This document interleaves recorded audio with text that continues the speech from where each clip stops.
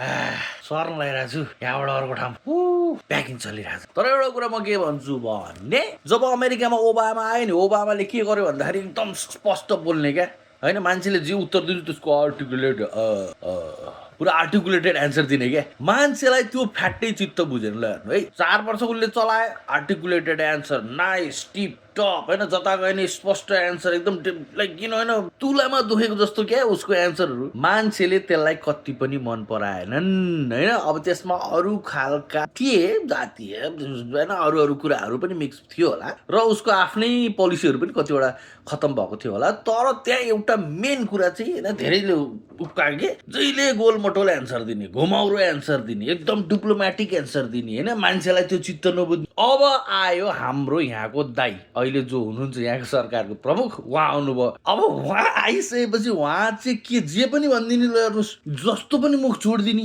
होइन।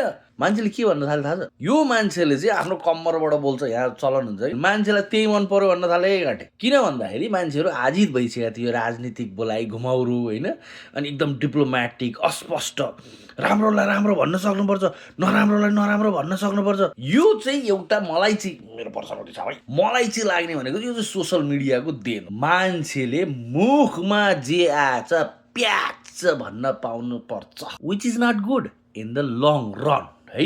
अब त्यस्तै मान्छेले एउटा नेतासँग पनि खोजिरहन् हाम्रो मनभित्र जे छ त्यो प्याच भन्न सक्ने नेता पाए हुन्थ्यो भन्ने सोच्छन्। अब हेर्नु है समस्या कहाँनिर आउँछ अब एउटाले प्याच भनिदियो भन्न त तर समस्या कहाँनिर आउँछ भने चाहिँ त्यो मान्छेलाई मन पराउने उसको राजनीतिलाई मन पराउने उसको पार्टीलाई मन पराउनेलाई मात्रै त्यो प्याच भनेको मनपर्छ नत्र अरू कसैलाई त्यस्तो प्याच भनेको मन पर्दैन। अनि त्यसले के गर्छ भन्दाखेरि जनता जनतामा फाइट गराउँछ जनता जनतामा दूरी पैदा गराउँछ जनता जनतामा झगडा गराउँछ। अब त्यो किन रमाइलो लाग्छ सोसल मिडियालाई भन्दाखेरि सोसल मिडियामा राम्रो राम्रो कुरा पोस्ट गर्नुहोस् एकदम पवित्र राम्रो शुद्ध कुरा पोस्ट गर्नु के त्यसको भ्यू आउँछ सोसल मिडियाले पैसा कमाउँछ कमाउँदैन बाबु कमाउँदैन। तपाईँ जति झगडा गर्नुहुन्छ अर्को बान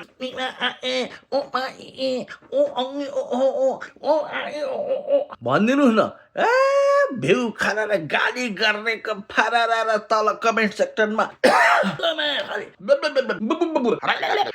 त्यस्तो आउन थाल्छ। जति तपाईँ त्यसमा खेल्नुहुन्छ जति तपाईँ त्यसमा चढ्नुहुन्छ जति बाजा गर्नुहुन्छ जति झगडा गर्नुहुन्छ नि त्यति नै सोसल मिडियाले कमाउँछ। त्यही भएर हो बोरिङ लाग्छ बोरिङ नै छ गाह्रै छ स्ट्रेट फरवर्ड छैन सबै ग्रे छन् कुनै पनि ब्ल्याक एन्ड व्हाइट छैन सबै ग्रे छ। त्यो ग्रेलाई ग्रे तरिकाले नै बुझ्नुपर्छ। कुनै पोलिटिसियनले घुमाउरो भाषामा बोल्यो टेक्निकल कुरा गर्यो हनेले के भन्न खोज्या हो जस्तो लाग्यो भने रहन दिनुहोस् डिप्लोमेटिक तरिकाले एन्सर दिनुहोस् त्यस्तै हो पोलिटिक्स भने ट्याङ टकिङ फ्रम द हिप्स भन्यो भने झडा पर्छ बाजाबाज हुन्छ गोली हानाहान हुन्छ है। सोसल मिडियाको ट्र्यापबाट बच्नुहोस् ल सभ्य भएर कमेन्ट सभ्य भएर गर्नुहोस्। तपाईँ आफू सभ्य भएर कमेन्ट नगर्ने तपाईँ आफू झडा गरेर हिँड्ने तपाईँ आफू तथा नाम लेख्ने अनि यहाँ देश बनाउँछ र यहाँ मुला साग